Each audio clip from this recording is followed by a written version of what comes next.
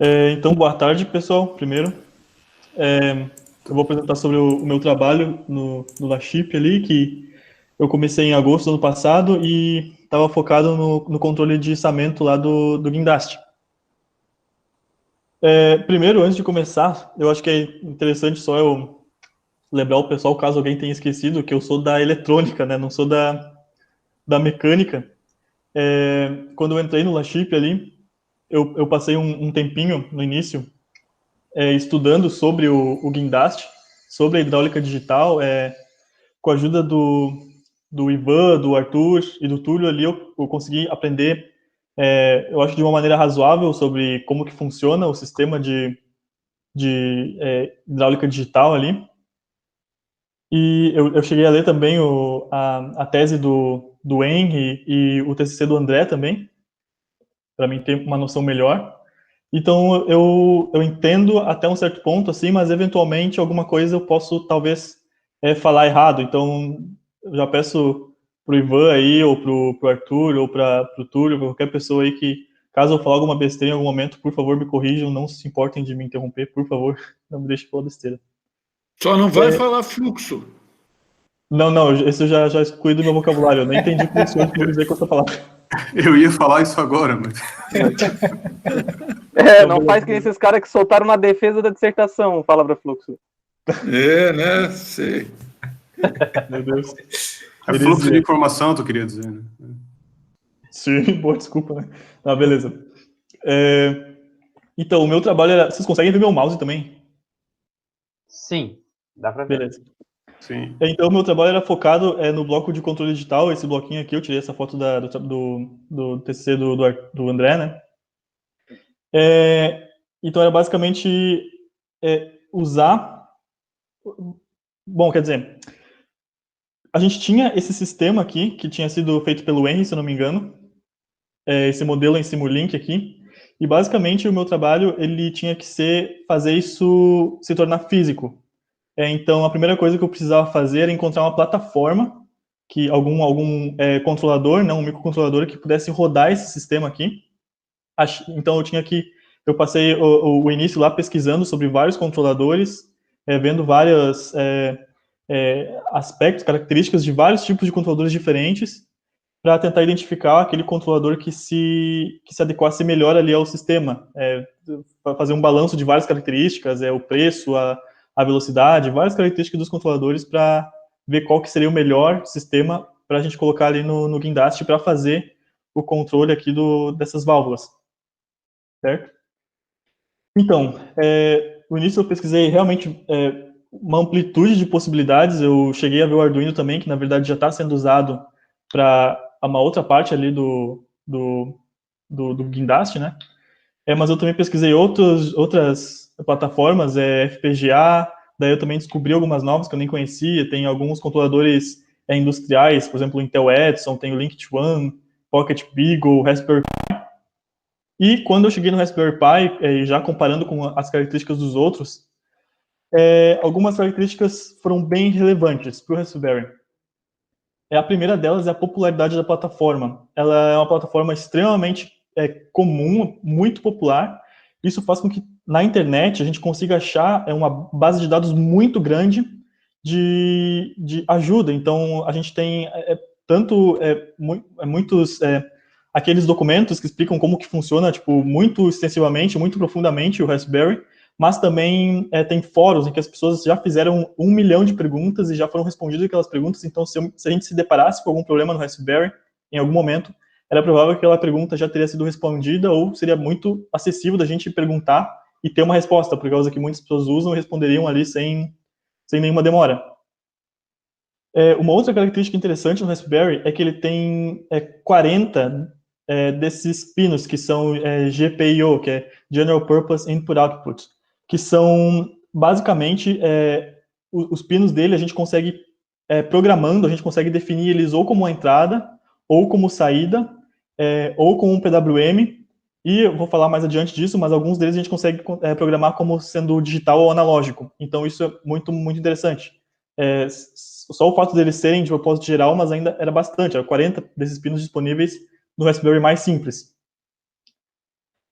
Além disso, ele também tem pronto nele ali, quando tu compra, tu não precisa comprar mais nada, tu compra o Raspberry e isso já vem de cara. Ele tem alguns periféricos muito interessantes, tipo a saída HDMI, que conversando com o Henry, a gente pensou que talvez em algum momento seria interessante a gente ter uma interface gráfica para o usuário. Isso depois, já que o Indust estivesse completamente funcionando, completamente pronto, talvez como o objetivo dele é ser uma coisa de mostra, de feiras, por exemplo, ter uma interface gráfica com uma saída HDMI seria muito interessante para ter alguma interatividade do usuário ali diretamente numa tela touch, por exemplo. O Raspberry ele suportaria esse periférico.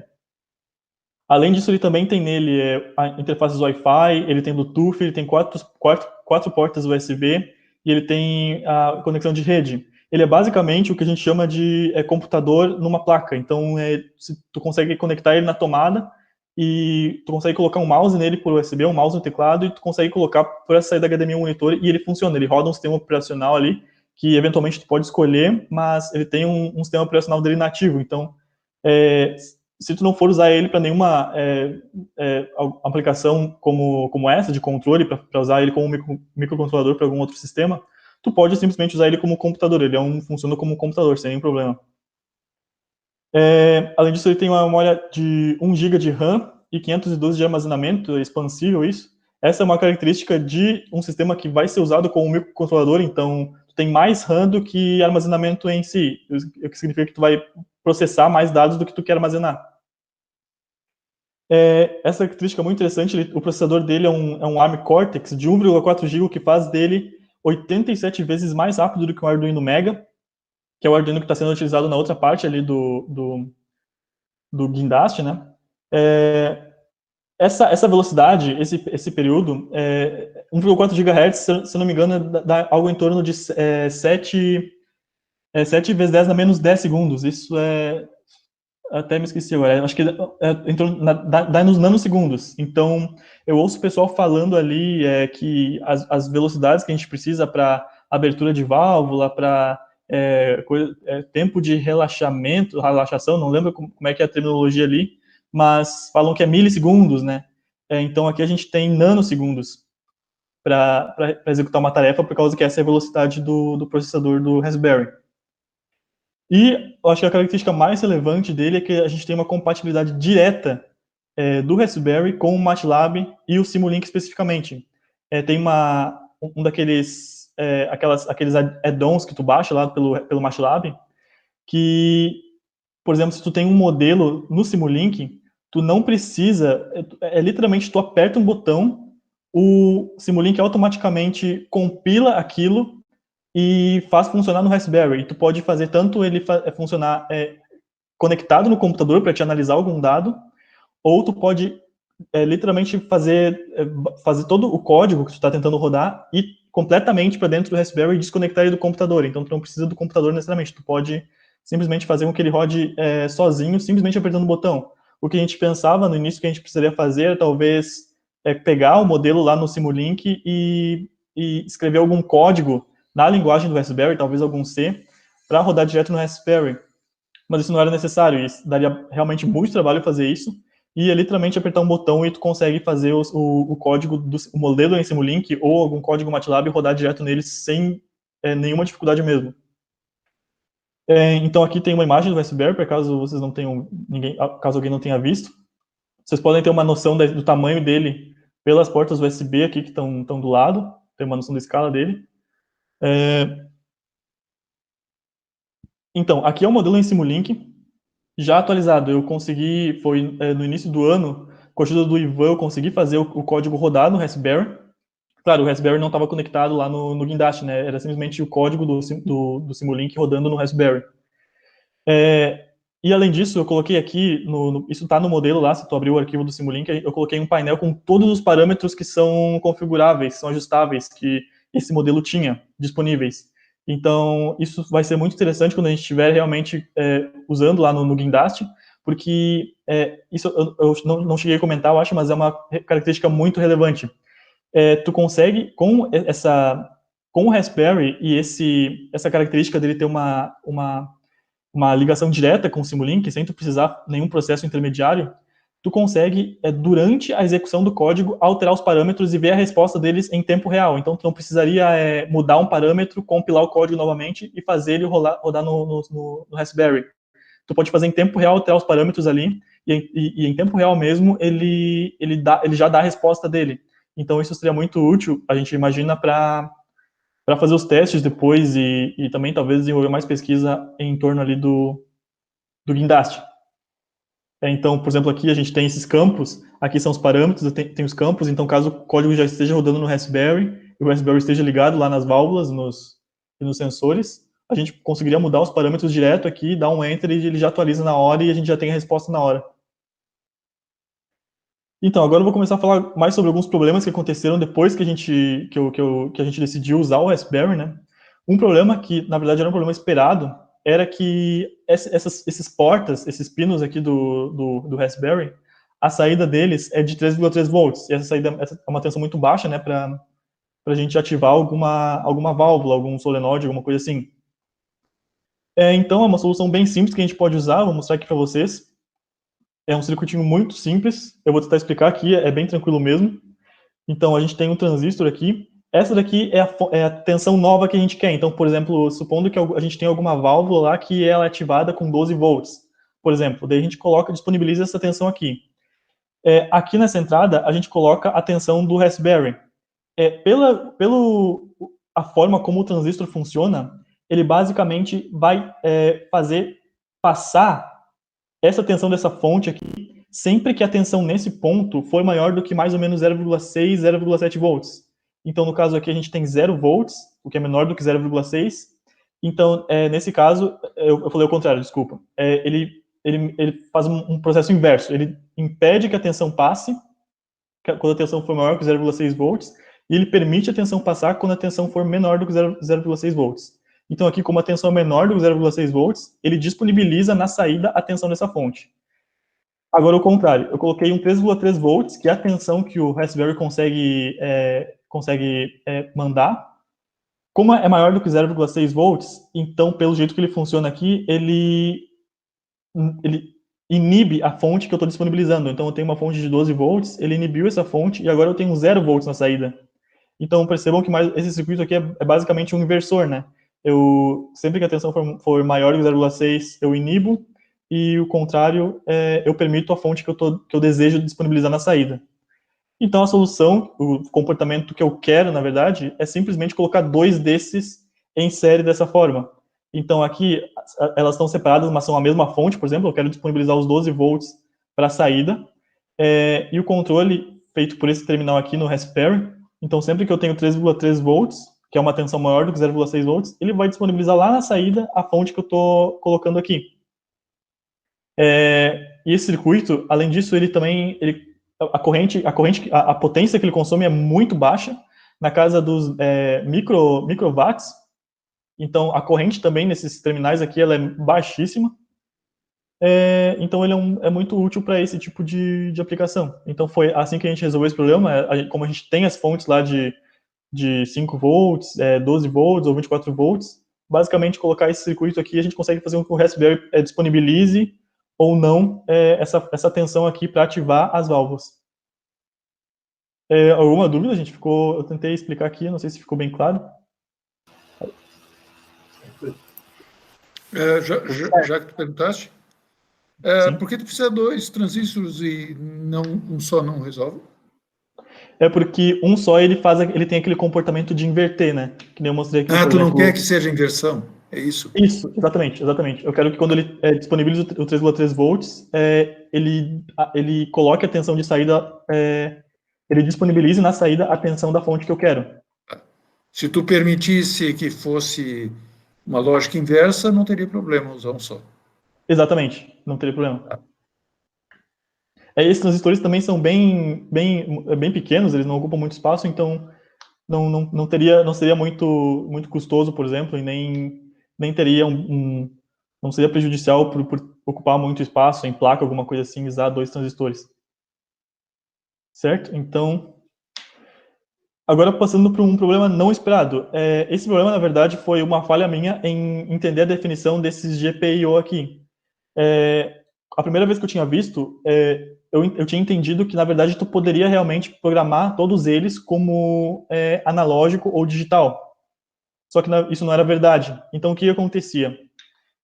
Aqui, em azul, eu tenho o sinal analógico que eu quero amostrar com o Raspberry. É o sinal que eu estou colocando dentro do Raspberry.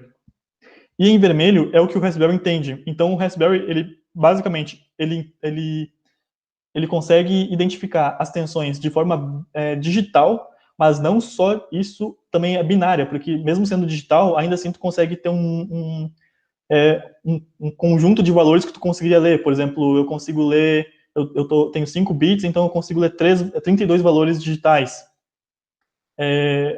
Mas no Raspberry, esse é completamente binário, então sempre que a tensão que eu estou disponibilizando em algum pino fosse maior do que uma tensão específica, por exemplo, aqui deveria ser algo em torno de 1,5 volts. Sempre que a tensão analógica fosse maior do que 1,5 volts, o Raspberry entendia como um estado lógico alto, e sempre que fosse menor do que isso, ele entenderia como um estado lógico baixo. Então era completamente binário, isso eu não poderia fazer, por exemplo, a aferição dos valores dos transdutores. Então, qual foi a solução que eu pensei? Fazer uma modulação de frequência. Tá? Essa modulação de frequência aqui, o FM, é exatamente a mesma metodologia de rádio, caso vocês não... só para deixar claro. Então, basicamente, tu converte uma amplitude analógica para uma variação na frequência. Então, aqui eu tenho, no gráfico de cima, seria a tensão analógica que eu quero mostrar, e no gráfico de baixo, eu estou variando a frequência, só que esses valores são completamente binários, da forma como o Raspberry entende. Então, por mais que o Raspberry não consiga entender um domínio analógico, ele ainda assim consegue perceber, ele consegue aferir o tempo em que um pulso ficou em estado lógico alto e o tempo em que o pulso ficou em estado lógico baixo. Então, eu preciso converter essa variação de amplitude para uma variação de estado lógico alto ou baixo, que seria uma modulação de frequência, certo? Então, como que a gente faz uma modulação de frequência? Existem vários métodos para fazer isso. Aqui, o que eu usei foi o 555. Ele é um chip extremamente clássico da eletrônica, muito comum, é bastante antigo também. Se eu não me engano, 1960, alguma coisa assim, que apareceram os primeiros desses. Eles eram bem bonitinhos, eram meio dourados na época, mas eles são muito clássicos mesmo, muito de eletrônica. Pessoas que não têm muito conhecimento de eletrônica geralmente sabem que esse chip existe, e pessoas que gostam de brincar com eletrônica, eu quero dizer. Então, só para vocês terem noção, é assim que o circuito desse chip internamente ele funciona. Então, a gente tem vários transistores, vários resistores, mas a gente tem um diagrama de blocos muito bem definido. Eu vou tentar explicar ele para vocês aqui. Esse é o diagrama de blocos dele. Então, a gente tem todo esse circuito aqui, mas o que ele faz, basicamente, é esse sistema aqui que eu vou tentar explicar agora. Então, só para deixar claro, o chip, o 555, que é chamado de timer também, tudo que está dentro dessa caixa aqui, mas para o sistema que a gente para o problema que a gente tem ali, a gente precisou colocar um circuito em volta dele. Geralmente é assim que tu usa mesmo. Tu pega o timer e, dependendo da aplicação que tu vai usar, tu precisa colocar alguns componentes ao redor. Então, aqui a gente tem a tensão analógica de entrada, que a gente quer medir, a tensão que a gente vai disponibilizar para o Raspberry, né? Quer dizer, a gente iria disponibilizar para o Raspberry, mas agora a gente não vai mais, a gente vai colocar ela dentro do 555 e fazer essa conversão aqui para pulsos modulados. Então, a primeira coisa que a gente precisa notar aqui, a tensão analógica ela entra nesse ponto, certo? E aqui a gente tem dois resistores, tem esse R e esse R. Eles têm os mesmos valores, o que significa que isso daqui é um divisor de tensão. Então, aqui a gente vai ter, nesse ponto, a tensão analógica que eu quero medir, e nesse ponto a gente vai ter exatamente a metade dela, certo? Isso daí vai ser necessário depois para compreender como o resto do circuito funciona. Primeiro, a gente tem esses dois componentes aqui, a gente chama de amplificadores operacionais, certo? E esse daqui é um flip-flop, que a gente chama. Eu vou explicar mais como funciona depois. O amplificador operacional, só para rapidamente passar sobre como que ele funciona, ele também é um componente extremamente básico da eletrônica. A gente tem muitas aplicações mesmo para eles, certo? Aqui eu vou mostrar algumas aplicações bem rapidamente, só para vocês terem noção mesmo de como que a gente pode usar, qual que é a utilidade de um amplificador operacional. Então, a aplicação mais básica deles é como um comparador, né? Então, no comparador, sempre que a tensão no terminal positivo for maior do que a tensão no terminal negativo, ele disponibiliza a tensão positiva máxima. Como aqui a tensão no terminal negativo, 5 volts, é maior do que a do positivo, então ele vai disponibilizar a tensão mínima negativa, a tensão negativa máxima. Então, geralmente, a gente coloca, por exemplo, mais 10 volts em cima e menos 10 volts embaixo. Então, como aqui o menos é o valor maior, então o que ele dá ali como valor é o menos 10 volts, porque é a tensão negativa. Se eu invertesse aqui, colocasse o 3 no negativo e o 5 no positivo, então o mais seria o valor maior e ele apareceria um 10 volts aqui. É simplesmente um comparador. Uma outra aplicação dele é como um somador, então a gente consegue fazer ele realizar uma aritmética aqui. Então, basicamente, eu tenho 1 volt aqui, 2 volts aqui, 4 volts aqui. Usando esse circuito, ele me dá a soma desses valores, só que negativo. Esse negativo eu posso tratar depois dele, mas o que é importante é que ele realmente somou os valores das tensões e disponibilizou essa soma na saída, certo? Uma outra aplicação também é como um amplificador. Então, é uma das aplicações mais comuns dele. Então, basicamente, o que acontece? A gente tem esse resistor, ele é 10 vezes maior do que esse resistor. Isso significa que a tensão da saída vai ser 10 vezes maior do que a tensão da entrada. Então, eu tenho 1 volt aqui, ele vai me disponibilizar na saída 10 vezes essa tensão, aqui, só que negativo. Mesma coisa, a gente está realizando uma realimentação negativa aqui pelo terminal negativo, então a saída vai ser negativa. Mas esse negativo não tem problema, a gente pode tratar ele depois, com um inversor. Certo? Mas então ele amplifica o valor e coloca um sinal de negativo na frente. Aqui a gente tem um integrador. Esse circuito aqui, a gente usou um capacitor, perceba que antes a gente só tinha resistores aqui, mas agora a gente colocou um capacitor. Esse circuito, com um capacitor, ele literalmente calcula uma integral da tensão de entrada. Então, a tensão de entrada, sendo um valor analógico que varia no tempo, ele vai me dar o valor da integral desse sinal, também variando no tempo. Então, ele é um integrador. Aqui a gente tem o sinal da integral. Se a gente converter, né, para o domínio da frequência, com a transformada de Laplace, a gente tem o S aqui, o operador da transformada de Laplace. Se eu não me engano, quando a gente está tratando de sistemas de tempo discreto, né, o S vira um Z. Então, seria 1 sobre Z, ou Z na menos 1, que aparece geralmente. Além do integrador, a gente também pode fazer um diferenciador, que ele calcula a integral da tensão de entrada. Então, a gente tem uma tensão de entrada analógica, que varia no tempo. A tensão de saída vai ser a derivada desse sinal de entrada. Então, por exemplo, se a gente tem uma tensão que é uma rampa, a tensão da saída vai ser uma constante, né? Então, ele literalmente calcula a derivada. Basicamente, eu só inverti. Olha, aqui o capacitor estava aqui e o resistor estava aqui. Agora eu inverti. O resistor veio parar para baixo e o capacitor foi lá em cima. Isso faz com que ele altere de um integrador para um derivador. Então, aqui a gente tem a função de transferência, né, do sistema. Aqui no domínio da frequência, aqui aparece o operador do diferenciador. Certo? Então, esse é o funcionamento do amplificador operacional, que é um dos componentes que a gente tem naquele circuito. Agora, o outro componente que a gente tinha lá era o flip-flop, que eu falei. O flip-flop também tem um funcionamento bem simples. Ele nada mais é do que uma memória de 1 bit. Então, o que acontece? Aqui só, esses dois gráficos aqui, esses dois diagramas, eles só mostram como que tu pode fazer flip-flops com portas lógicas. Então, a gente tem várias maneiras. Essas aqui são algumas delas só. Tu pode fazer com portas que a gente chama de NAND ou portas NOR. E ele funciona basicamente assim. Com um pulso em alguma das entradas, eu consigo alternar o valor da saída. Então, por exemplo, uma coisa para deixar claro já de início. Aqui a gente tem um Q e um Q barrado. O que significa que o estado lógico dessas duas saídas, eles são sempre inversos. Então, supondo que aqui eu tenha um 1, aqui automaticamente vai ser um 0. E o contrário também. Então, supondo que aqui eu tenho um 0 no Q. Se eu mandar um pulso nesse S, nesse que é o 7, eu vou fazer aparecer um 1 aqui, o que automaticamente vai zerar essa saída. Agora, mesmo que esse pulso acabe, esse pulso ele pode ser um pulso finito, não preciso manter a tensão nesse ponto aqui, eu posso fazer um pulso finito, e a hora que ele acabar, ele vai manter esse estado lógico aqui, ele é um elemento de memória.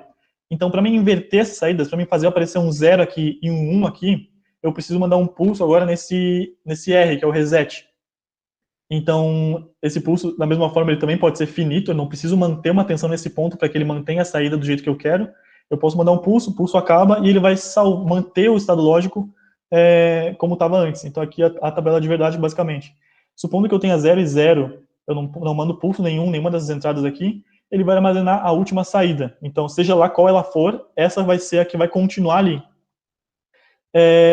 Aqui seria o caso interessante, por exemplo, se eu coloco um no set, no S. Então, ele vai fazer aparecer um no Q e automaticamente, porque é o inverso, né, o complemento, nesse Q barrado aqui. Então, se eu colocar o 1 ou 1, essa geralmente é uma condição de contorno que a gente não quer, mas quando que tenha 1 nos dois terminais, eles automaticamente zeram os dois terminais. Mas isso não é uma condição que a gente geralmente trabalha, porque seria meio que um estado caótico, nunca aconteceria um estado desses. Mas é basicamente assim que funciona o flip-flop, é um elemento de armazenamento de 1 bit. Certo? Então aqui eu vou explicar como funciona o circuito em si. A gente tem aqui o 555, aqui estão os amplificadores operacionais sendo utilizados como comparadores. Aqui a gente tem o flip-flop. Isso daqui é basicamente um inversor, o que significa que se eu tenho um estado lógico alto na entrada, eu vou ter um estado lógico baixo na saída e vice-versa. É só um inversor, né? Então, vamos analisar aqui o primeiro ciclo, supondo que o ciclo seja alto. Então, significa que na saída dele aqui, a gente tem um estado lógico alto. Isso significa que a gente tem um 1 aqui, automaticamente a gente vai ter um 0 antes dele, porque ele é um inversor, né? O que significa que vai ter um 0 nesse transistor. Se tem um 0 nesse transistor, ele vai bloquear a passagem de corrente, então não vai ter corrente nenhuma passando pelo transistor. Logo, o circuito que vai estar funcionando vai ser o seguinte, ó, a gente tem essa fonte de 12 volts aqui, a corrente vai passar por esse primeiro resistor, vai dar volta por aqui, não vai conseguir descer para o transistor, então ela vai vir nessa direção, passar por esse outro resistor, e vai entrar no capacitor, e vai começar a carregar o capacitor. Então, quando a saída for alta, a gente tem essa rampa aqui, essa curva de carga do capacitor. E essa curva aqui é realmente só a tensão do capacitor. A tensão na saída vai ser uma constante, por exemplo, 5 volts. Ela vai se manter 5 volts certinho, enquanto a gente estiver nessa curva de carga aqui. Só que isso vai acontecer até que, percebam que a tensão nesse capacitor aqui, esse ponto, ela está sendo avaliada nesse ponto aqui, que está relacionado com esse amplificador operacional. No momento em que o capacitor vai estar carregando, né, então no momento que a tensão dele for maior do que a tensão nessa entrada aqui, que a própria tensão analógica que eu quero medir, esse comparador aqui ele vai ativar e vai mandar um pulso aqui no flip-flop, o que vai fazer com que apareça um 1 aqui. Então o flip-flop apareceu um 1 nesse terminal e, consequentemente, um 1 aqui, e a gente vai ter um estado lógico 0. Então agora a gente está no ciclo baixo. O capacitor carregou, o capacitor carregou, né, baseado na entrada analógica aqui, até que ele trocasse para o ciclo baixo. No ciclo baixo, como o transistor aqui está ativado, então ele vai permitir a passagem de corrente. Só que agora o circuito mudou. O que acontece? Agora, como ele está permitindo a passagem de corrente, ele literalmente está aterrando esse ponto. Percebam que tem um terra aqui. Então, um terra num transistor é basicamente a mesma coisa que ter um terra nesse ponto. Então, agora o circuito é diferente, o sentido da corrente vai ser diferente, e o capacitor, na verdade, vai descarregar. Então, percebam que a gente tem o capacitor com a energia aqui armazenada, ele vai começar a descarregar a tensão dele em cima desse resistor aqui. A malha está fechada nesse sentido. Então, é o capacitor, resistor e o terra. Daí a malha fecha aqui nesse terra de novo. Então, o capacitor vai começar a descarregar a tensão dele, a energia que está armazenada nele em cima desse resistor, até que a tensão nesse ponto. Percebam que a tensão nesse ponto está sendo avaliada por esse amplificador operacional. Quando a tensão no capacitor for menor do que essa tensão nesse ponto aqui, que, como eu tinha dito antes, é a própria entrada analógica de tensão dividida por 2, esse amplificador operacional vai mandar um pulso para o outro terminal, o que vai chavear esse flip-flop. Então, percebam que agora ele vai... Antes a gente estava comparando a tensão à vista desse ponto, que vai chavear esse amplificador operacional. Agora a gente está vendo a partir desse ponto, que vai chavear esse amplificador operacional. E as duas, tanto no ciclo alto como no ciclo baixo, os limites da tensão no capacitor, eles são dados completamente por essa tensão de entrada analógica aqui, que é a própria tensão que eu quero medir. Então, antes eu tinha quando a tensão for maior, quando a tensão no capacitor for maior do que a tensão de entrada analógica. Agora eu tenho quando a tensão for menor do que a tensão de entrada analógica dividida por 2, por causa que eu estou comparando com esse ponto aqui, que é o do divisor de tensão. Então, a gente tem esses dois limites de tensão, né? que é a própria entrada e a entrada dividida por 2. Esses limites que vão me dar quando que eu vou chavear ou não o flip-flop. Então, com isso, eu consigo saber, baseado no tempo em que ele ficou em estado lógico alto ou estado lógico baixo, qual que é essa entrada analógica aqui, certo? Então, aqui vai ser o ciclo de descarga do capacitor. O capacitor vai descarregar até que aconteça esse chaveamento. E quando acontecer esse chaveamento, a gente vai voltar para o estado anterior, né? Que vai aparecer um 0 aqui, por causa que eu tinha mandado um pulso nesse terminal. Então, ele zerou, não vai ter corrente aqui e vai começar tudo de novo. O capacitor vai começar a carregar, então a gente volta para essa curva de carga aqui. Essa daqui é a primeira curva de carga, ela é maior por causa que assume-se que o capacitor não tinha nenhuma energia armazenada antes, né? Mas depois ele vai estabilizar entre esses dois valores. Certo? Ficou alguma dúvida dessa parte, gente? Não? Deixa eu perguntar uma coisa. Sim. Quando você aciona o transistor ali, a corrente que vem lá do 12 volts é muito baixa porque aquele resistor tem valor alto, é isso? Exatamente, a gente vai tentar colocar um resistor de valor alto aqui para diminuir a corrente no transistor. É bem isso mesmo. Isso ali seria uma perda. A gente vai ter uma dissipação de potência, sim. Mas como a corrente vai ser menor, aí essa dissipação de potência acaba ficando muito baixa, né? Certo. Corrente de que magnitude mais ou menos ocorre? Dos micro para os nanoamperes. É uma corrente bem baixa mesmo. A potência desse circuito aqui no final vai dar no torno dos microwatts. Então é uma potência muito baixa mesmo. Aliás, eu não comentei também, mas, por exemplo, esses componentes aqui, eles não drenam corrente nenhuma. Quer dizer, eles até drenam uma corrente, mas na casa dos picoamperes, então é uma corrente absurdamente baixa. Mas essa corrente a gente chama de corrente de polarização, é literalmente só para fazer eles funcionarem, eles não requerem essas correntes, basicamente. Então, aqui, quando eu estava fazendo essa avaliação aqui dos sentidos das correntes aqui, eu estava ignorando as correntes que poderiam entrar aqui, porque, na verdade, elas não entram, porque esses componentes aqui, eles não drenam corrente, bem como esses aqui, ou o inversor, eles não drenam corrente nenhuma, eles são só sinais, basicamente. E a corrente vai toda passar ou pelo transistor ou pelo resto do circuito. Certo? Beleza, então, como a gente tem dois circuitos, percebam que no ciclo alto a gente vai ter um circuito, no ciclo baixo a gente vai ter outro circuito, a gente consegue modelar as equações que regem esses dois circuitos. Então, a gente tem duas equações diferenciais, uma para cada circuito, né? Então, essas são as equações. E, baseado nessas equações, a gente consegue... aqui eu consigo, fazendo uma análise do circuito ali com aquelas equações, eu consigo escrever essa equação, que é basicamente, eu consigo determinar o tempo em que ele ficou... Esse T1 aqui é o tempo em que o circuito vai ficar em estado lógico alto, é o tempo em alto.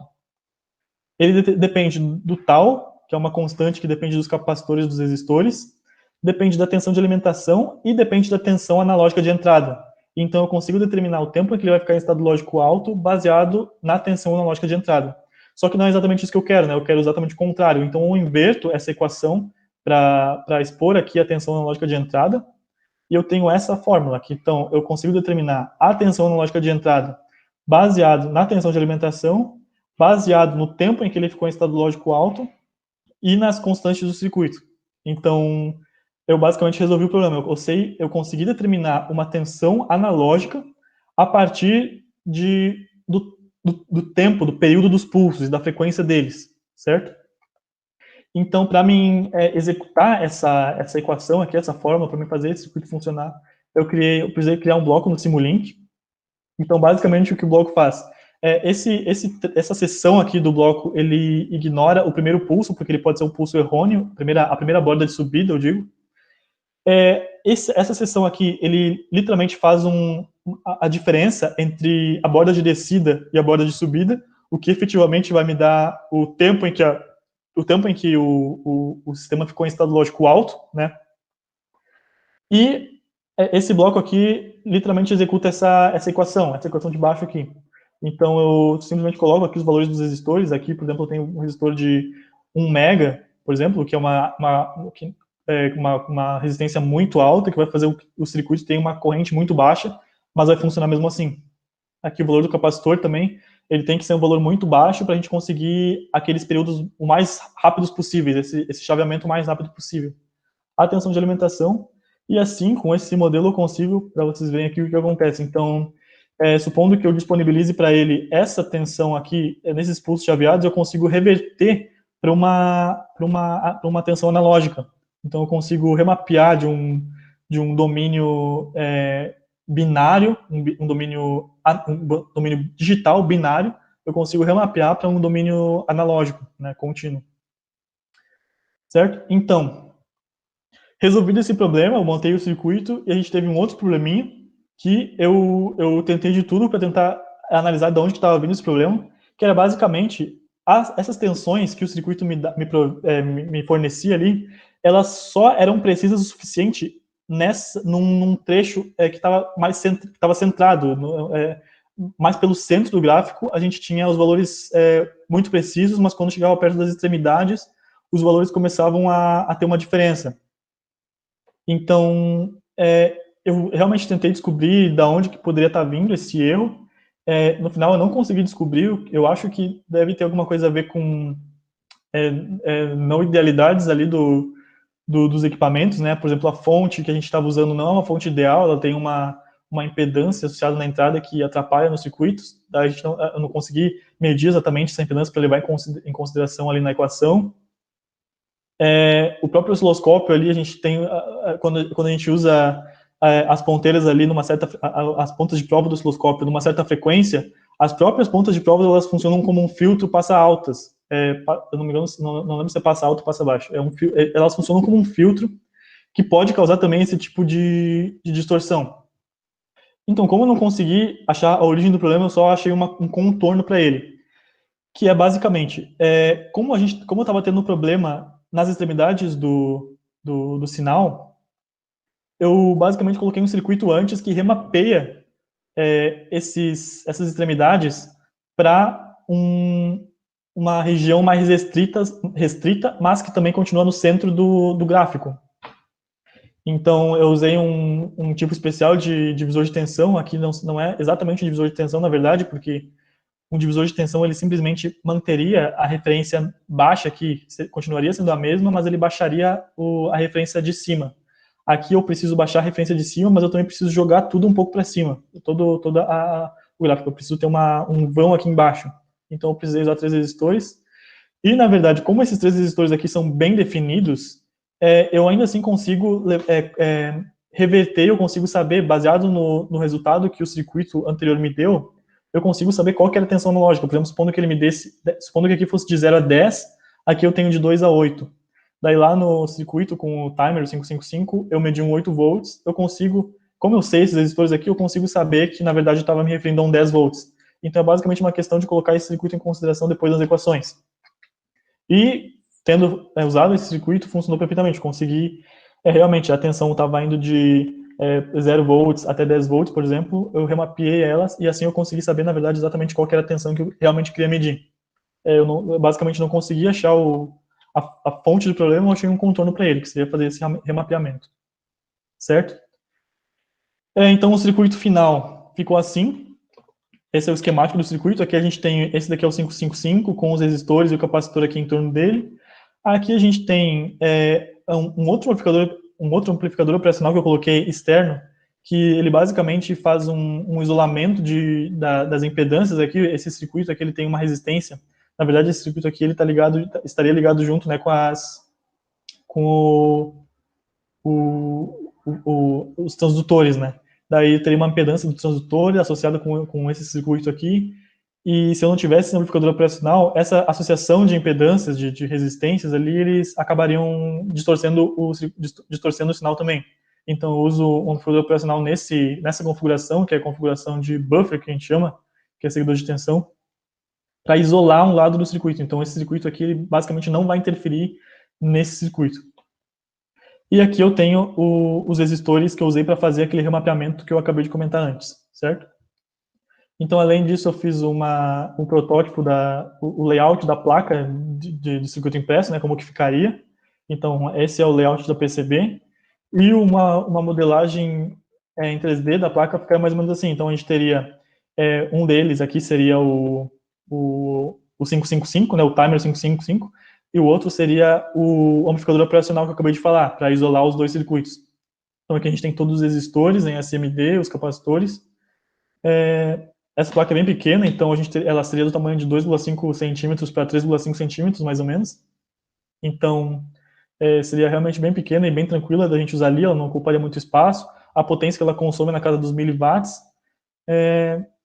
E, basicamente, agora o que a gente precisaria fazer seria colocar tudo junto lá, né? Então, aqui eu esquematizei como que a gente poderia fazer os próximos testes, né? Eu testei tudo separado, o que eu já testei ano passado, né, foi na protoboard.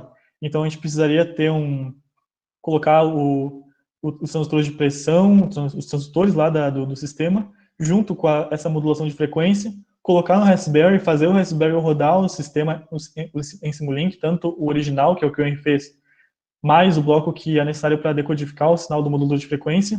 Aqui a gente tem o switch de transistores que eu comentei lá no início, para disponibilizar uma outra tensão além da 3,3 volts que o Raspberry disponibiliza, e também a tentar ativar uma válvula lá na bancada, certo? Então, era basicamente isso. Obrigado pela atenção. Espero que eu não tenha incomodado ninguém. Espero que tenha sido legal. Se tiverem alguma dúvida, podem perguntar, por favor. Ficou top? Bem legal. Aprendi um pouquinho de eletrônica. Dá para relembrar alguma coisa que eu não lembrava mais de flip-flop. Complementar um pouquinho a apresentação do Matheus com relação a testes, né? Pela experiência que a gente teve com a produção dessas plaquinhas com SMD ali no início do projeto do DHA, cada passo que o Matheus foi implementando, cada circuito que ele foi fazendo, foi feito muitos testes na própria board, para ter certeza praticamente absoluta que o circuito iria funcionar, né? E daí, antes da pandemia, nós estava numa fase de ensaio para ver como que ia se comportar esse sistema com a interferência do inversor de frequência, né? Eu acho que ali pode ser um ponto que vai causar um problema, porque a gente está trabalhando com tensões baixas, por causa que o Raspberry Pi, ele comporta a tensão de 3,3 volts, e o ponto onde que passa de nível lógico para alto e nível lógico para baixo é uma tensão muito baixa, que é 0,6, algo assim. Então, nós estaríamos nessa fase de testar isso na bancada mesmo e ver qual a influência do inversor. A gente sabe que vai ter alguma influência, mas temos que saber, ter noção dessa influência que o inversor de frequência vai causar aí nesse circuito. Beleza? Isso aí. E esse sistema, na verdade, ele não aciona a válvula, pelo que eu vi no último circuito, ele aciona ainda um amplificador, certo? Correto, ali tem ali o Matheus, a parte final que ele mostrou, por exemplo, ali do centro da tela à esquerda é a parte de leitura de sensor analógico, né? E do centro da tela à direita, você tem tipo como se fosse para transformar em uma saída digital ali para acionar um acelerador e o acelerador acionar a válvula. E esse acelerador, ele teria a mesma estrutura que a gente utilizou na bancada do DHA, que está instalado agora lá no laboratório. E você tem um controlador que controla a questão dos tempos, e você tem uma ponte H que faz realmente a parte de potência do circuito. E naqueles transistores ali que o Matheus mostrou, na verdade, a corrente ainda é baixa, porque é corrente só para acionamento do booster, né? Exatamente isso.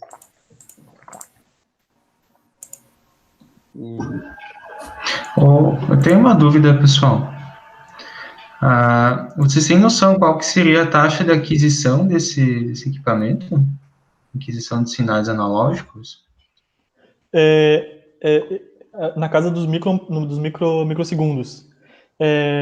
Eu também não comentei lá no início, mas vocês provavelmente devem estar se perguntando, né? A gente gasta trilhões de reais com uma DSpace ou com um CLP, não sei o quê, e daí tu acha que um Raspberry vai resolver o problema. Um Raspberry custa 300 reais, 400 reais. basicamente a gente tem uma questão de robustez. Então, o Raspberry, ele é feito para prototipagem eletrônica, não voltada para um ambiente industrial. Então, por exemplo, a gente tem a DSpace ali, ou um CLP, eles são muito robustos na questão de mecânica, né? Eles suportam variações grandes de temperatura, suportam vibração, eles têm circuitos de proteção muito robustos, que caso tenha algum surto de tensão, surto de corrente, eles vão vão conseguir inibir esses surtos para manter ali a integridade do circuito.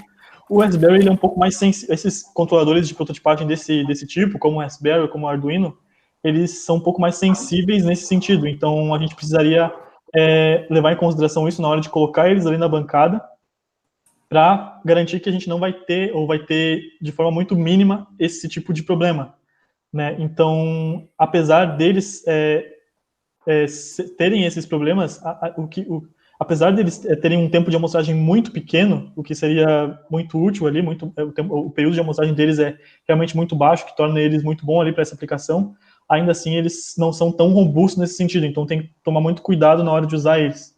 Então, eu acredito que a gente consegue usar ali um tempo de amostragem.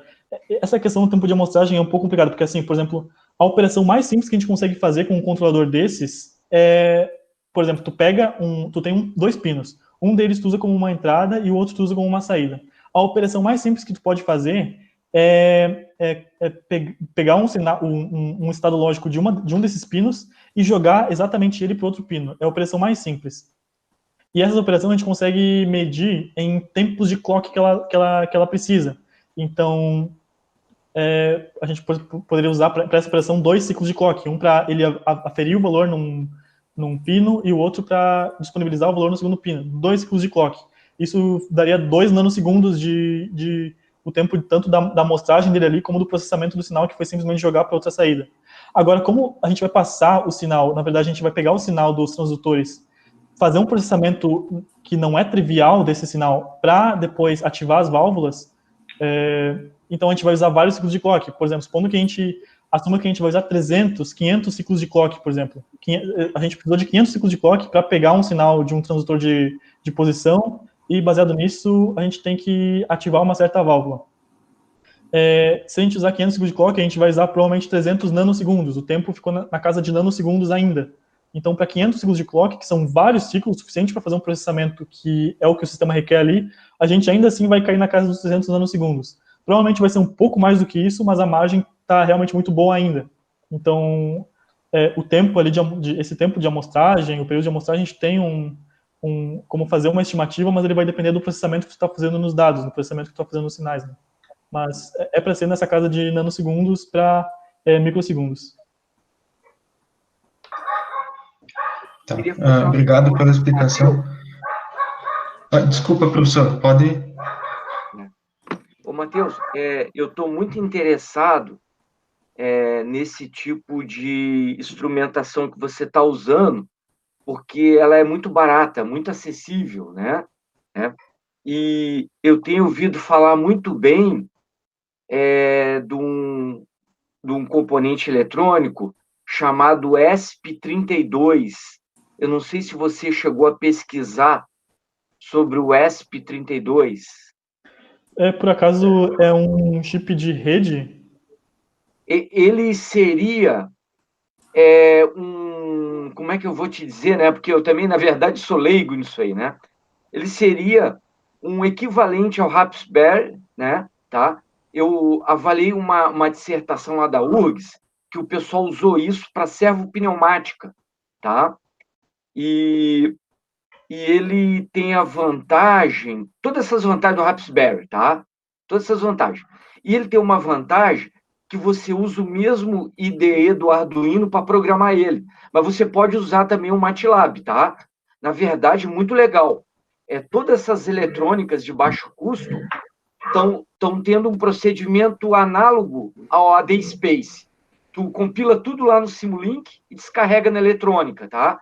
Então, isso aí ajuda a gente a reusar tudo que a gente fez no Simulink, né?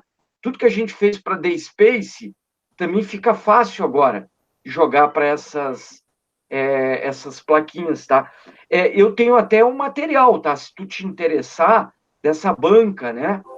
Que eu participei, tá? Então, assim, ó, eu fiquei bem curioso. Os meus meninos aqui, meus filhos, são da computação. Então, eu perguntei para eles, eles usam também.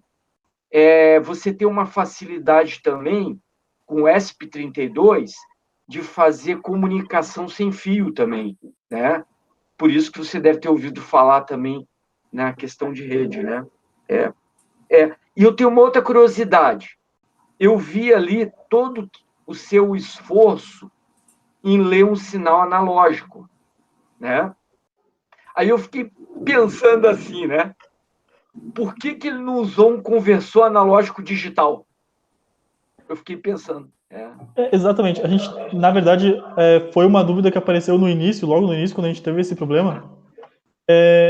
Eu vou só interromper meu compartilhamento aqui, que eu quero abrir uma imagem, tá bom? Que daí eu consigo explicar melhor para o senhor, pode ser? Beleza.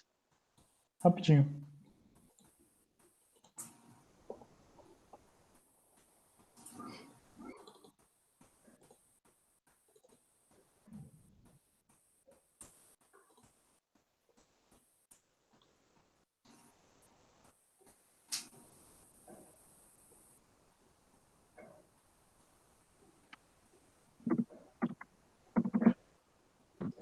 O Achei. que tem nessa garrafa aí, Túlio?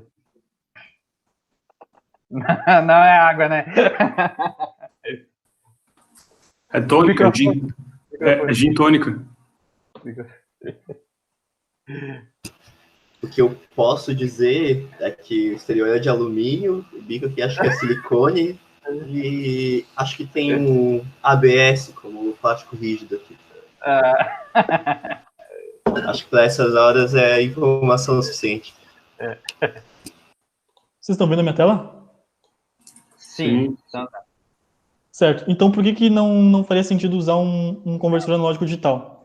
Aqui nessa imagem a gente tem exatamente o que faz um conversor analógico digital, né? Então, a gente tem um sinal analógico.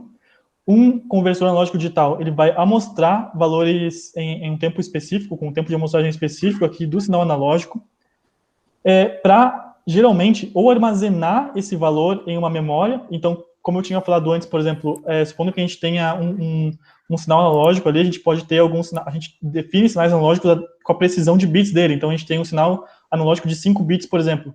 Então, significa que a gente consegue armazenar 32 valores de tensão. Então, o que esses conversores fazem? Eles amostram esses valores e salvam eles com um valor específico. Então, por exemplo, supondo que eu tivesse de 0 a 10 volts aqui, por exemplo, 9,95 volts não seria um valor aceitável. Ele meio que jogaria para o valor digital mais próximo, que seria o 10 volts. Então, ele armazenaria como 10 volts. O próximo valor que ele armazenaria talvez seria 9,5 volts, por exemplo. O que acontece? Isso é o que faz um conversor analógico digital. Isso faz sentido porque tu quer armazenar ele e tu tem um certo limite de bits que tu pode armazenar esse valor.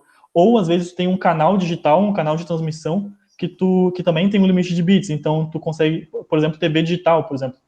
Então, tu tem um limite de bits ali que tu consegue ler e decodificar. Agora, supondo que eu usasse... Esse daqui é o sinal convertido para um sinal analógico. Então, tinha esse sinal digital aqui e eu passei ele para um conversor analógico digital. Esse daqui eu passei ele por esse conversor e ele ficou assim, eu consegui armazenar valores fixos do sinal. O que aconteceria se eu mandasse esse valor aqui para dentro do Raspberry? Supondo que essa tensão aqui fosse 1,5 volts. Todos esses valores aqui que estão acima de 1,5 volts, o Raspberry ele faria o que eu mostrei naquele outro gráfico lá, ele identificaria isso como como um estado lógico alto. E todos os valores abaixo, por exemplo, todo esse período aqui em que ele ficou abaixo do 0 volts aqui, e esse período que ficou abaixo também do 1,5 volts, ele identificaria como um estado lógico baixo, então o problema não foi resolvido. Eu consegui converter um sinal analógico para um sinal digital com conversor analógico digital, de forma que agora fica mais fácil de eu armazenar em uma memória fixa ou transmitir por um canal digital, mas ainda assim também fazer uma amostragem com uma plataforma que consegue amostrar só valores binários, digitais, mas binários.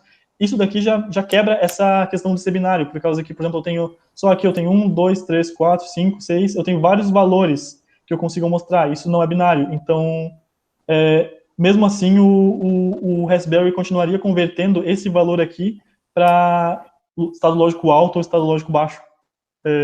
Não sei se ficou claro, professor. Matheus? Sim. Vê se eu estou certo. E isso aí implica o seguinte, que na verdade o Raspberry ele só tem, ele não tem um barramento de 8, 16 bits, ele tem um barramento de 1 bit. Exatamente, isso mesmo. É por isso que tu não consegue criar aí um número aí de 8 bits, 16 bits, e assim compor uma resolução melhor, não é? Exatamente, eu conseguiria fazer só se usasse um conversor serial, né? Daí esse conversor serial ele converteria um valor analógico para uma série de bits e mandaria esses bits para serem armazenados depois. Só que ele, mesmo assim ele continuaria mandando esse valor de 1 a 1 binário, né? Então ele consegue armazenar valores de 32 bits, mas ele só consegue aferir valores binários que eu precisaria converter através ou com o sistema que eu usei ou com o conversor serial, né? Interessante. Uhum. Matheus, só nesse... Não, desculpa, tem mais alguém aí? Pode ir, Arthur, eu vou depois. Não, então, por curiosidade, isso significa, por exemplo, que o Raspberry tu não consegue ler sinal analógico e o Arduino consegue, com uma resolução específica dele. Essa é a diferença básica do... Exatamente, o Arduino ele tem um circuitinho ali que faz essa conversão de serial que eu acabei de comentar. Mas o Arduino, se não me engano, são só 5 pinos que ele consegue fazer isso. E ele é bem mais lento, deve ser também, né? Porque tem que fazer essa leitura serial. Exatamente. E voltando lá no negócio que falaram da taxa de amostragem, é só pensar, tu não consegue saber exatamente qual vai ser a taxa de amostragem do final, né? Por causa da quantidade de componentes lá no meio. Mas aí, por exemplo, vamos considerar que ficou a taxa de amostragem de 1 microsegundo, que seja. Como é que tu transforma isso num valor razoável de armazenamento de dados? Vai ser tipo uma conversão interna no software que tu vai ter que programar, o Raspberry tem isso. Eu digo isso porque, por exemplo, no DSpace a gente sabe que é 1 milissegundo. E pelo que tu tá falando, provavelmente a DSpace lá dentro dela que define que ela só vai mandar 1 milissegundo pro computador. Se a gente quiser salvar esses dados em milissegundo, dependendo do teste que a gente faz, já dá alguns megas. Se a gente fosse usar 1 microsegundo, a gente teria, sei lá, quantos HDs para salvar isso. Como é que tu faria essa filtragem do sinal ali para ter um valor mais razoável? Desculpa, não entendi exatamente a pergunta. Tu tá falando a respeito do armazenar os valores, já que tá fazendo uma amostragem muito rápida, é isso? Isso, basicamente, porque tu processar o sinal do sensor, tudo bem, mas a gente vai querer salvar todos os sinais de sensores que a gente está lendo lá. Eu acho que entendi a pergunta, Matheus. Assim, eu acho que, Arthur, ali, eu acho que é simples, na verdade. Você usa um clock e você define a cada quantos milissegundos você quer salvar. Por exemplo, se você quer salvar os dados a cada 1 milissegundo, usa o clock lá, com um bloquinho de salvamento, e daí você salva a cada 1 milissegundo, por exemplo. Isso, então, dentro da programação do Raspberry, lá você define isso para sair, né?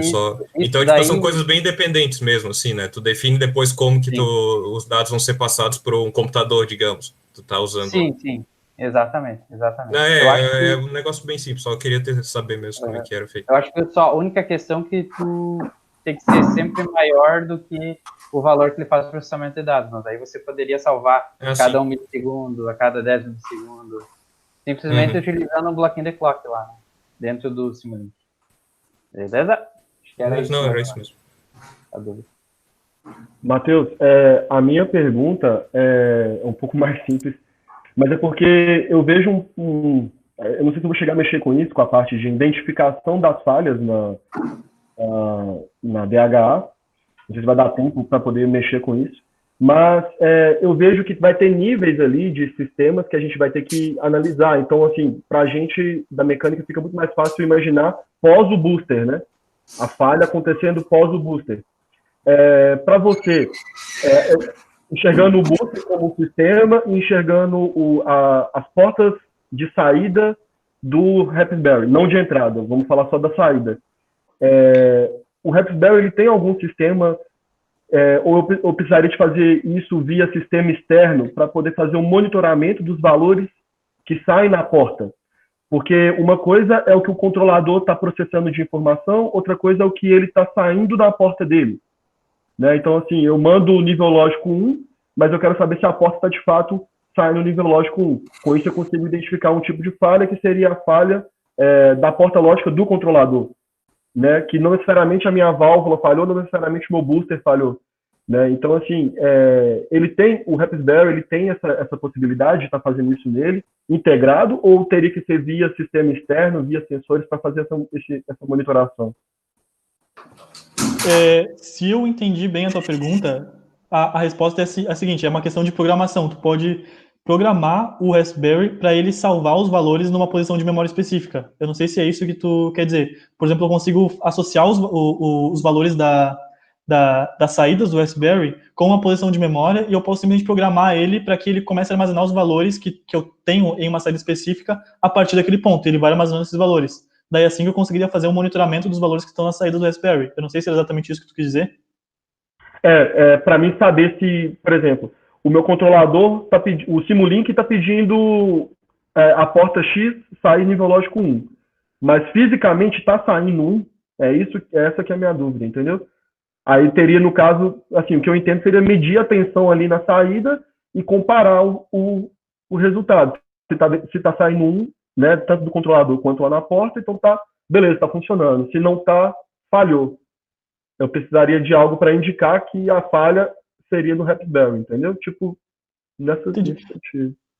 Por exemplo, assim, olha, uma coisa bem simples que eu consigo imaginar que talvez resolveria, por exemplo, eu simplesmente coloco um bloco lá no Simulink que compara os valores, compara esses dois valores, o valor que tu quer e o valor de esse valor que tu quer, a princípio, é para ele ou ser gerado por algum sistema no Simulink, ou é para ser tirado de alguma outra variável, né? Alguma coisa que esteja armazenada na memória. Eu consigo criar um bloco no Simulink que compara esse valor e os valores que estão na saída do Raspberry, direto no Raspberry. Eu consigo colocar, por exemplo, sei lá, um LED em alguma das portas de saída do Raspberry, que esse LED vai acender toda vez que os valores da porta e o valor que é para sair no Simulink, eles serem ativados. É uma questão de programação. Eu não sei se é exatamente isso. É exatamente isso, porque isso é interessante, porque aí dá para a gente isolar todo o sistema de controle e fazer a identificação da falha do sistema de controle. E trazer a identificação da falha, pensar ela mais lá na parte da válvula mesmo, né, e tudo mais. Então, bem interessante essa plataforma, então. Deixa depois a gente trocar uma ideia. Show. Mais alguma dúvida aí, gente? Ô, Matheus, duas dúvidas. Primeiro é sobre essas comunicações serial, tipo S2C, se eu não estou enganado. Isso é um bloco de software que vai dentro do Raspberry Pi, que faz a interpretação do sinal binário? Eu não sei exatamente como funciona esse sistema, Alexandre, mas assim, ó, eu tenho quase certeza que precisa de um hardware específico para isso, não é só uma questão de software. Tá. Aí a minha segunda dúvida é quando essa simulação do circuito integrado no Simulink, eu acho que é Hardware in the Loop, se eu não estou enganado. Tu conseguiu fazer, assim, como é que faz? Tu consegue, o MATLAB, ele detecta a placa? Eu não consegui, eu cheguei a tentar usar a simulação de circuito elétrico pelo Simulink, mas eu não consegui usar. E daí, na época, eu parti pro Proteus mesmo, que é o clássico da eletrônica. Eu sei que é possível, mas eu não cheguei a conseguir usar. Tá, obrigadão. Valeu. Uma pergunta, tu mostraste mais a questão de hardware aí. Tu fizeste alguma programação da placa especificamente ou usaste o sistema operacional básico que já vem para operar? Aquele add-on que eu tinha falado que tu baixa lá pelo MATLAB, ele meio que ele sobrescreve o sistema operacional que o Raspberry tem originalmente. Então, basicamente, eu não escrevi nenhum código, eu não fiz nenhuma programação. Basicamente, aquele add-on lá, ele compila o sistema do Simulink, tanto o bloco do Henry quanto aquele bloco que eu fiz ali no final para fazer a amostragem dos períodos ali de chaveamento. Ele mesmo automaticamente converte aquilo para um código e compila e joga para o Raspberry. Então, eu não precisei diretamente fazer escrever algum código, nenhuma programação. Tá. Legal. Legal, todo mundo já aprendeu um pouquinho de eletrônica? Já que o Matheus aprendeu um pouco de hidráulica, né? Agora nós aprendemos um pouco de eletrônica também. Foi legal Bom, descobrir em valeu, 30 bacana segundos trabalho, como a rádio Matheus. funciona, né? Boa tarde, todo mundo. Eu entrei no projeto com o intuito de ajudar na parte da interferência eletromagnética que estava acontecendo. E, de início, como o Matheus falou mesmo, nós somos da eletrônica, então essa parte de eletrônica de potência e a parte de instalação de painéis elétricos é da parte mais da elétrica. Então, nos primeiros meses, eu acabei parando para estudar exatamente o painel, estudar o inversor de frequência, porque eu nunca tinha mexido em um, para ver como é que ele funciona, e também o código que estava no Arduino. Aí, interferência eletromagnética, mais ou menos, tem um monte de coisas diferentes que podem ocorrer, só que entre elas eu estava pensando entre loop de terra, que o terra, na verdade, é só um referencial. Então, às vezes, dependendo de como você faz o circuito, o referencial para um deles não vira zero. Então, meio que o terra só passa tensão por ele. Então, seria falha de terra. Capacitância parasita, que acontece muito em circuitos eletrônicos muito pequenos, que quanto menor o circuito aproximação entre como se dois fios ou duas placas pode gerar uma capacitância ali que você não deseja. E o acomplemento indutivo é mais ou menos que qualquer campo elétrico gira um campo magnético.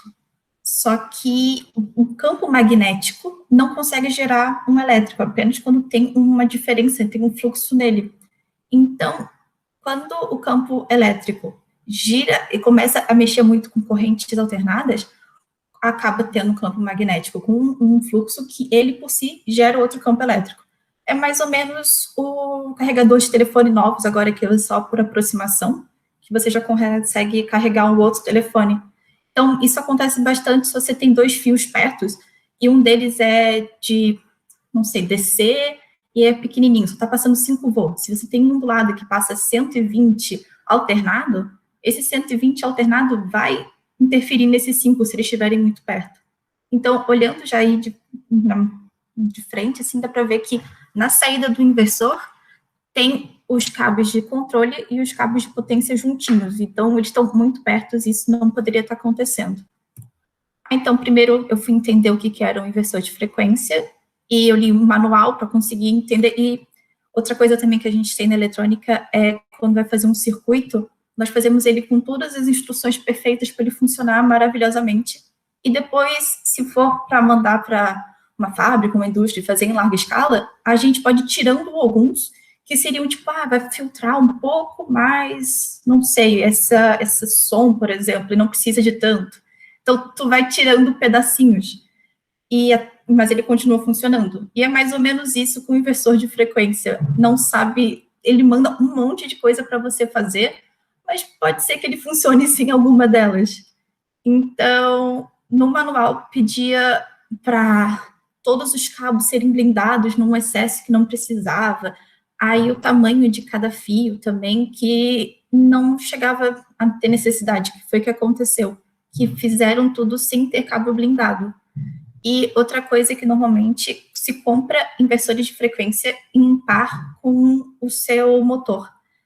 E isso foi feito depois, porque acaba que o comprimento do fio, como nenhum fio é perfeito, todos os fios têm resistência, capacitância, indutância, tudo dentro deles acaba tendo uma perda, e pelo fato do inversor de frequência fazer ele gerar, então, essa trifase, acaba que essa distância, o que ela faz é que você sai 120, chega a 120, mas a fase chega errada. Então, isso é outra coisa também, que o inversor sempre tem que estar colado com o menor fio possível do motor.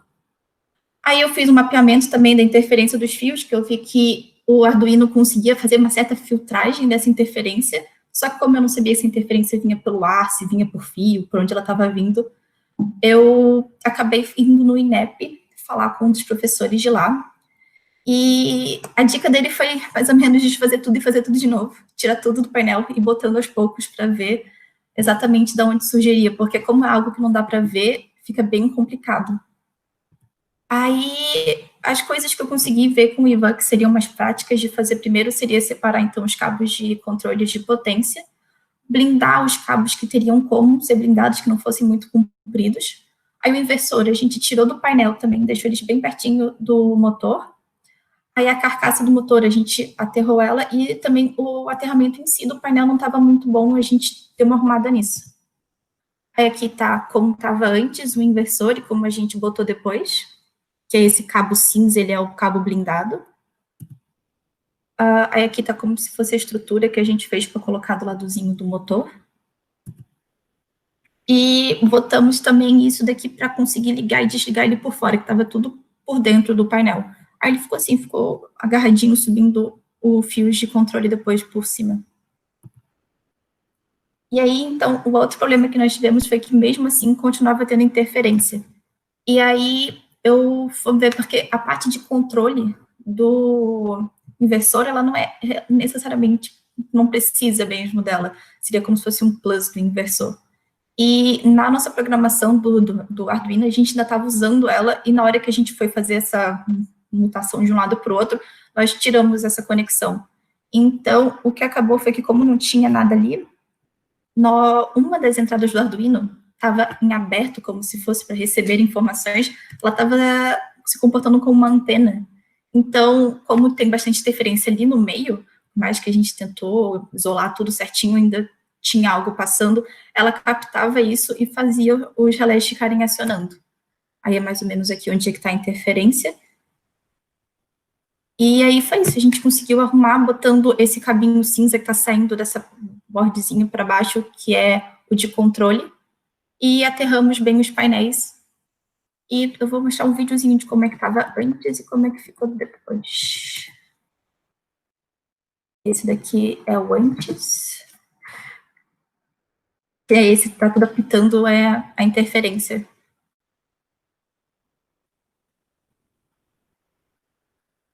E como ficou depois.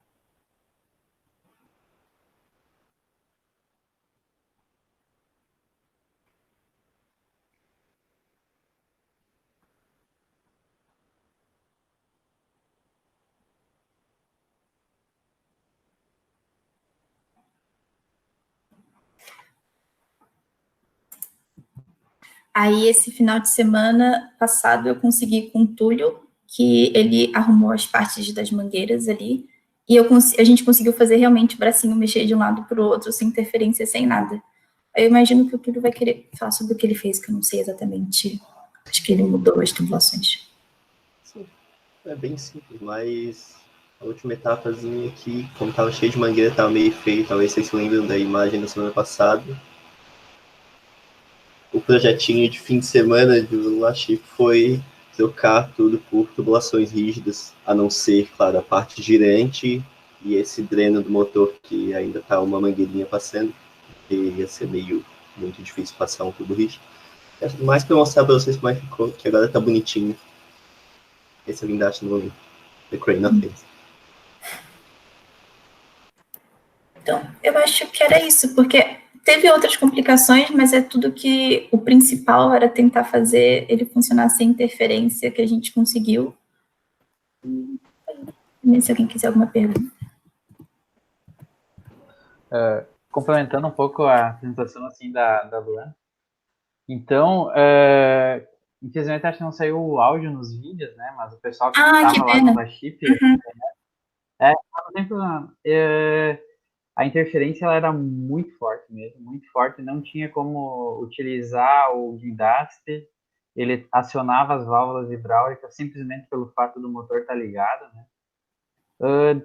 Trazendo um pouco do histórico desse problema, o grande problema de ter botado inversor de frequência é que desde o início era para o motor vir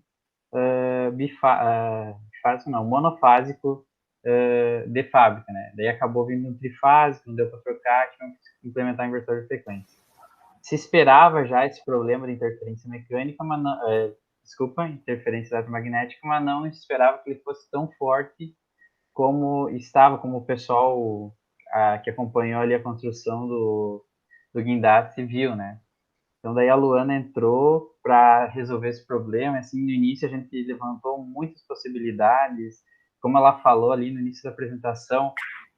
Se a gente conseguir à risca tudo que o manual mandava, ia se praticamente modificar bastante parte do projeto, e mesmo assim não se garantia que não ia ter interferência, porque ali, como a Luana falou, ela foi conversar ali com o pessoal do INEP, e eu também conversei com o professor Jerry, e ele comentou comigo que isso é uma área bem complicada da eletrônica de potência, inclusive eles têm dificuldade com isso, assim, e a maneira que é feita tu segue as orientações, né, mas também para você solucionar esse problema teria que se utilizar, às vezes, a tentativa e erro, é claro, com alguma teoria embasada nessas tentativas, né? Então eles nos deram algumas alternativas, a Luana buscou algumas alternativas, e a gente selecionou dessas alternativas e iniciamos pelas mais fáceis. No início a gente fez algumas alterações, mas mesmo assim se manteve interferência mecânica até a gente chegar nessa que foi uma considerável mudança, né? Que é tirar o inversor de frequência e colocar o próximo motor fora do painel de controle. Mas no final deu certo, né? Funcionou, eu acho que ficou bem o que a gente esperava aí de solucionar esse problema, mas com certeza foi algo que deu muito trabalho. E isso a gente não esperava que ia dar tanto trabalho assim, porque foi bem complexo de resolver esse problema. Seria isso aí, complementando um pouco a apresentação. Não sei se alguém tem alguma dúvida, falando alguma coisa. Esse negócio do motor... Vai lá, Marcos.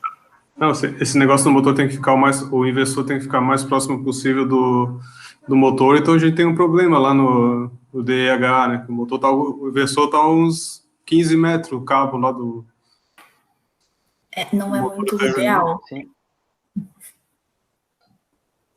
Só que lá, Marcos, lembra que lá a gente fez as outras, por exemplo, assim, nesse caso, a gente não utilizou um cabo blindado entre o inversor e o motor. Mas lá no teu caso, a gente tentou blindar o cabo com a canaleta. É claro que não é uma blindagem 100%, né?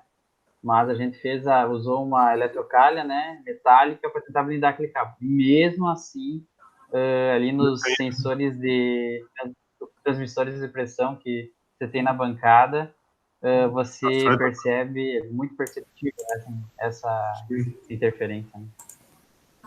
Uhum. Mas, Marcos, eu lembro que tu falou disso, de estar longe, ter sido um problema, mas eu tenho quase certeza que quando aquele inversor foi instalado, e foi instalado por uma empresa de fora, eles falaram para botar longe da bancada. Eu não sei por quê.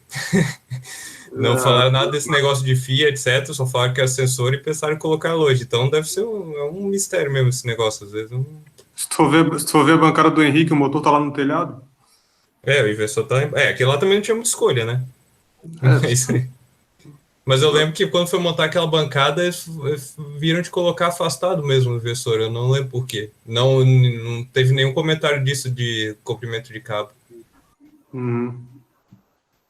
É que mais ou menos menor o cabo, menor a interferência, só que aquela coisa nunca é 100%. O que vai mudar vai ser a fase que vai chegar nele. Então, se isso talvez não for muito importante, talvez não tenha, mas às vezes você precisa que a fase esteja casada, a fase que sai da tomada, no caso, com a fase que chega lá no inversor, e não que esteja desfasado, tipo, 90 graus, ou... Deixa eu fazer uma pergunta de leigo, tá? Para aprender um pouquinho aí, né? Olha só, a gente aprende lá na física a gaiola de Faraday para isolar os ruídos, certo? Tá? Vai isolar os ruídos que estão fora da gaiola, né? Que aí você tem lá dentro o balanço igual a zero, né? Aí eu fiquei preocupado que a Luana disse que poderia ser capacitor, então tem um monte de coisa dentro da caixinha, porque aquela caixa metálica funciona como uma gaiola de Faraday, né? né? Mais ou menos, porque ela tem uns cabos entrando nela. Então, só isso já acaba com a gaiola. Ele não está 100% isolado. Entendi. Beleza. Aí pode ser que passe por dentro dos cabos mesmo. E depende também muito do comprimento de onda. Que eles faziam também umas gaiolas bem grandes, mas se o comprimento de onda for pequenininho, ela consegue passar pelo tamanho do buraco. Entendi. Beleza. Obrigado. Outra coisa, a diferença aí no guindaste, o motor ali é mono ou trifásico? É trifásico. Tá. E o lá da DHA também é trifásico? Sim. Então é a mesma configuração, então. Só que ali eles ligam na rede monofásica, né? A terceira fase é criada pelo inversor, não é? Tá. Essa é a diferença. Tá. A segunda e a terceira, né? A segunda e a terceira ele é gerada pelo inversor. E lá, no caso, você alimenta o inversor com trifásico e sai trifásico. Mas eu vejo interessante aí o fato de a gente ter pessoal de outras áreas, né? Que nem o Ana e o Matheus. Muito importante para nós, né? Ter pessoal que efetivamente conhece do assunto, né? Para eles, eu acho que é uma oportunidade de aprender outras áreas também, né? Essa parte de aplicação dos seus conhecimentos para outras áreas de engenharia, mas para nós é muito importante no sentido de a gente fazer solução não de engenheiro mecânico, né? Engenheiro mecânico consegue apertar botão, né? Apertar parafuso e ver se tem mau contato, né? Para por aí. Né? Concordo, professor. Eu acho que foi um diferencial muito grande que a gente teve para desenvolver essa parte, tanto para resolver problemas que ficou, né, com relação à interferência mecânica, quanto para desenvolver essa parte de controle, né? E eu acho que quando estiver funcionando, vai ser bem legal fazer uma boa avaliação, né? Porque a gente sabe que a DSpace é um equipamento muito, muito, muito caro, né? Então, para pequenas aplicações que a gente possa fazer no laboratório e ter algo confiável para a gente fazer aquisição de dados, né? Se depois a gente passar pelos testes e ver se ficou algo confiável, né? Principalmente com relação às leituras dos sensores, acho que vai ser bem importante. Então, inclusive, tanto a Luana quanto o Matheus, eles estão elaborando os relatórios agora, nessa fase final ali do período da bolsa deles. Eu acho que esses relatórios, eles vai ter bastante informação, muita informação boa. Assim, até o Matheus ele tem uma comparação de plataformas para prototipagem eletrônica, ali que o professor Valdiero estava interessado. Ele fez uma relação das algumas no mercado, fez comparação em algumas características, né? Vai ser bem interessante. E esse trabalho que a Luana fez agora vai ser muito interessante porque, queira ou não queira, ainda mais com esse avanço da eletrônica em cima da hidráulica, a gente vai estar atuando com inversor de frequência. É muito provável que a maioria das aplicações utilizem, né, esse tipo de equipamento. Então, a gente ter um pouco de experiência e tentar evitar alguns erros ou problemas que a gente fez assim, anteriormente, né, sabendo que ali não pode dar certo, eu acho que vai ser bem legal, vai ter um resultado muito bom de ambas as pesquisas. Né? Eu acho que esses relatórios, fora tratar do assunto específico, eles servirem como uma fonte de informação, né? Quando a gente montar os equipamentos, isso vai ajudar bastante, né? Daí a gente faz essa leitura, pelo menos tem um guia mais rápido de como evitar problemas ou instruções aí de instalação, pelo menos saber o que a gente tem que ficar atento, né? Sim. Quando montar novos equipamentos. Isso vai ser bem útil para nós mesmos.